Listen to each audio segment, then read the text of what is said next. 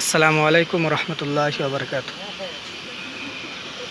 জামিয়া বারিয়া দারুল উলুম সারগাছি মাদ্রাসা আপনারা দেখতে পাচ্ছেন, বিশাল বড় একটা মাদ্রাসা।